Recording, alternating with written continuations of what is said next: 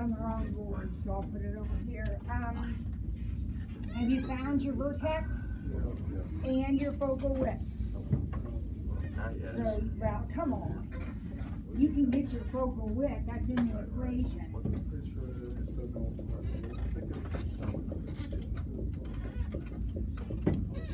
I copy it right?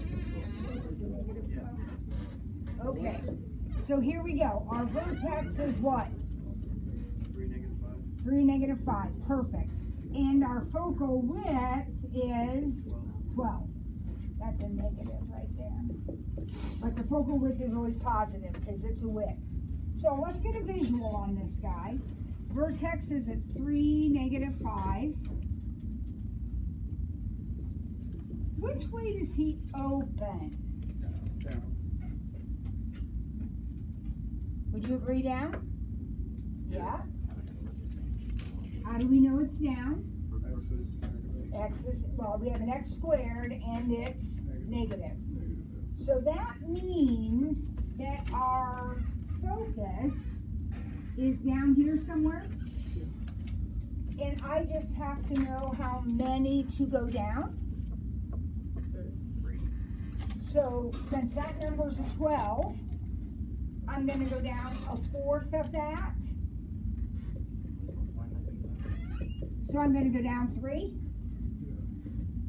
So if I'm already down here, and I go down 3 more, this will be 3, -8. That's your focus. Very good. So we just start right here at -5 and go boom, boom, boom.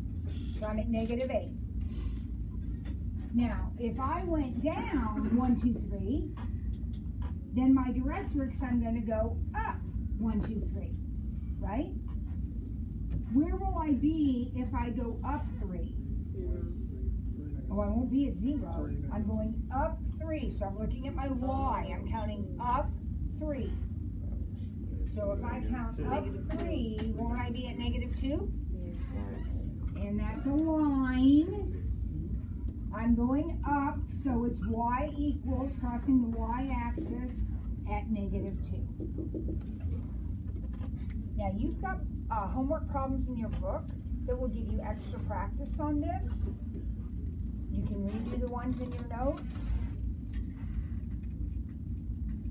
Are we gonna have to draw like the graph on the quiz, like show? No. I'll give you space to draw the graph. You'll have an actual graph grid, grid paper. But you do not, it's not worth points. It's just there to help you count and figure out where things are.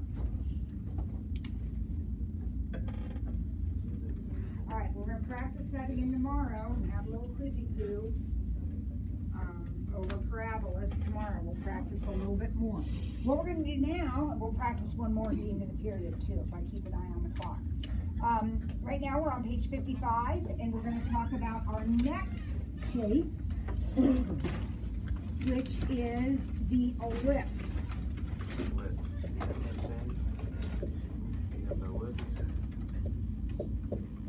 Now, I want you to think about the equations that we've studied so far. This was the equation of a parabola. That's what a parabola equation looks like. A circle equation looks like this, right? That's a circle equation. This is what an ellipse equation looks like. Notice that it has an x squared and a y squared, just like a circle, but they're fractions. So you've got your x squared over some number, your y squared's over a different number, and it equals 1. That's what ellipse equations look like. An x squared over something plus a y squared over something equal to 1. So when you see an equation that looks like that, it's an ellipse. Anybody know the shape of an ellipse? What's an ellipse look like? Thomas? It's like a fancy oval. It's like an oval. That's exactly right. It's like an oval. Like a squished circle. So here we go. Let's see what it looks like. It's really, really easy. I want you to think about our circles where was the center of this circle right here? Where would the center of this circle be? 3, 4. Well, if I don't have anything added or subtracted to those x's and y's, the center is at the origin. So this ellipse has a center at the origin.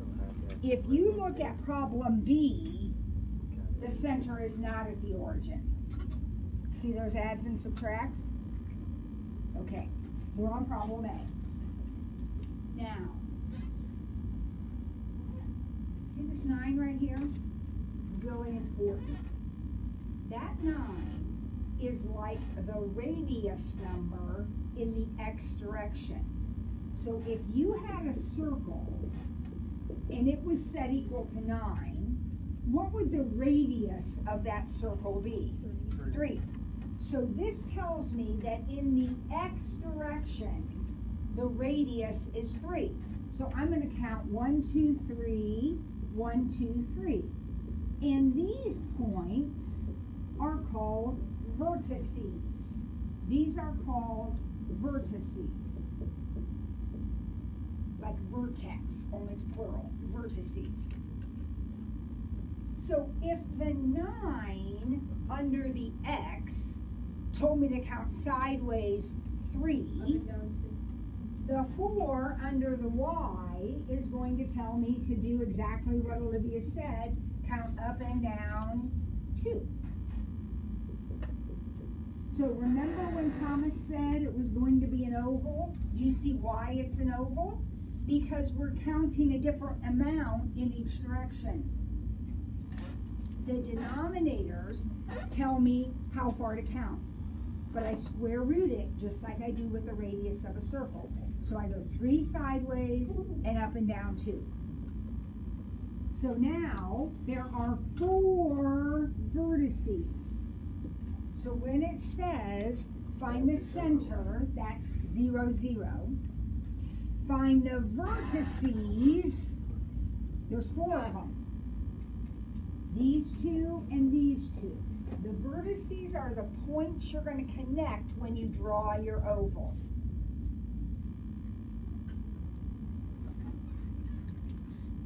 An ellipse has 2 axes. These are the axes of the ellipse. Because it's an ellipse, an oval, one of the axes is longer than the other. Does that make sense to you? If the axes were the same length, we wouldn't have an ellipse. What would we have? A circle. Right? The long axis is called the major axis, and the short axis is called the minor axis. So in this particular ellipse, the major axis is 6 units long. Does that make sense to you? I counted 3 each way. And then the minor axis for this ellipse would be, how long? 4. Because you counted up 2 and down 2.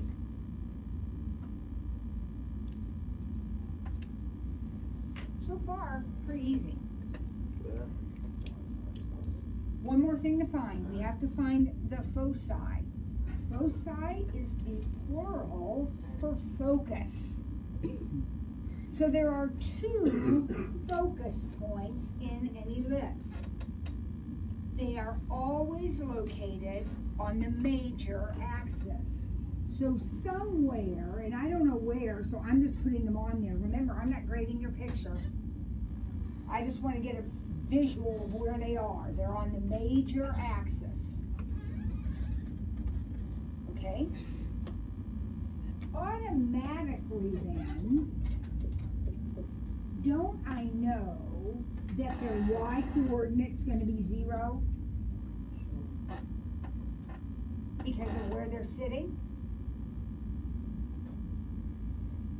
Now I just need to know that distance right there. Okay, this is a little different now. It's real simple, but it's different. The distance from the center to the focus in an ellipse is the square root, in this case, of 9 minus 4. So it's going to be the square root of 5. So how did I do that? What numbers did I look at? My denominators, and I subtract them and take the square root. This comes from the Pythagorean theorem, actually. But you need to remember that to find the distance from the center to the focus, you subtract your denominators and take the square root. So if I start at the origin, this is the origin. If I start at the origin and go forward root 5, won't I be at the point root 5 comma 0? And if I go backward root 5, I'll be at negative root 5 comma 0. In an ellipse, the distance from the center to the focus is found by subtracting the denominators and taking the square root. Sometimes that's a good number, and sometimes it's a radical. All right, it's your first ellipse. Let's pause there on the ellipse. And we'll do one more parabola. I can tell from your boundless enthusiasm that one more is about all you can handle. So here we go. I'm not going to say anything for 2 minutes. I want you to answer this question. Pretend it's your quiz. Oops, let me use it back. Pretend this is your quiz. I'm making this up. X minus 4 squared equals 28. Y plus 2. All right. I want you to find vertex, focus, directrix, and focal width for this guy. 2 minutes. Let's see what you can do.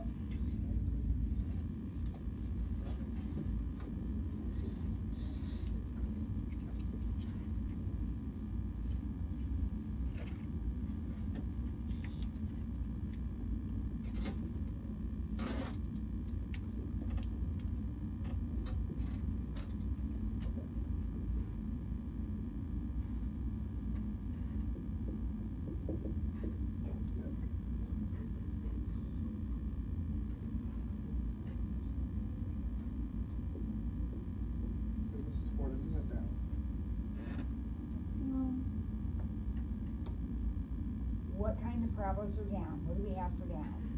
Oh, I was looking at that. X squared. Yeah, plus the negative, right?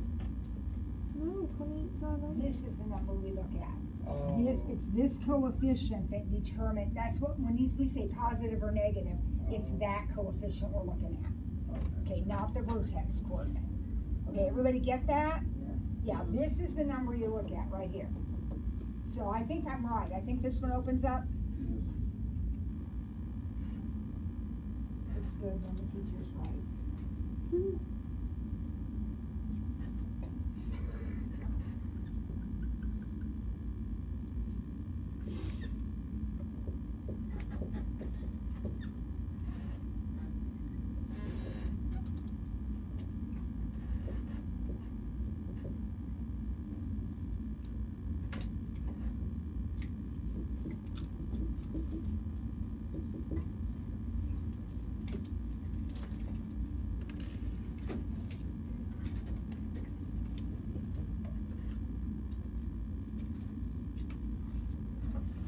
What do you think, my friends? Does that look good? I got a vertex, or excuse me, a focus at 4 comma 5. Is that right? How did I get 5? I started right here and counted up 7. And then I got a directrix at y equals -9. Because I counted down 7.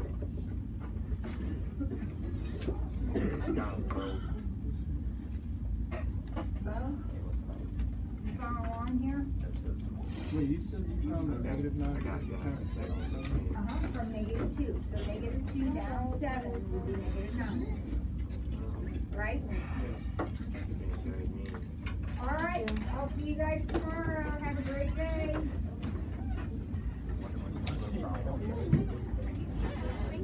You are awesome. Go behave. Make good choices.